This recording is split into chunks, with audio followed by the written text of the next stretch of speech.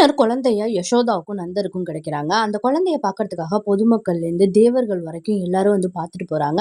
இப்ப அந்த குழந்தைய பார்க்கறதுக்காக சனி பகவான் வராரு யசோதாவோட வீட்டுக்கு. அப்படி சனி பகவான் வரும்போது சனி பகவான் வந்து வாசலோட திரும்பி போயிடுறாரு அந்த குழந்தைய பார்க்காமயே. இப்ப எல்லாரும் அந்த குழந்தைய வந்து பார்த்துட்டு போறாங்க. இப்ப சனி பகவானுக்கு ஆசை அதிகரிக்குது. இப்ப மறுபடியும் சனி பகவான் வராரு. சனி பகவான் மறைஞ்சிருந்து ஜன்னல் வழியா அந்த குழந்தை தெரியுதான்னு பார்த்துக்கிட்டு இருக்காரு. அப்ப யசோதா அங்க வந்துடுறாங்க. யசோதா சனி பகவான் கிட்ட பேச ஆரம்பிக்கிறாங்க. நீங்களும் குழந்தைய பார்க்க வந்திருக்கீங்களா? ஏன் இங்க மறைஞ்சு நிக்கிறீங்க? நீங்க வேணா வீட்டுக்குள்ள வாங்கலன்னு. அப்பதான் இவர்கிட்ட கேக்குறாங்க, நீங்க யாருன்னு. இவரும் சொல்றாரு, நான் தான் சனி பகவான். சனி பகவான் சொன்னதுமே உங்களுக்கு ரொம்பவே கோவம் வந்துருது. எங்க சனியோட பார்வை தன் குழந்தை மேல பட்டா தன் குழந்தைக்கு ஆபத்து வந்துருமோன்னு சொல்லி தன் குழந்தைய பார்க்க விடாம சனி பகவானை அனுப்பி வச்சிடுறாங்க.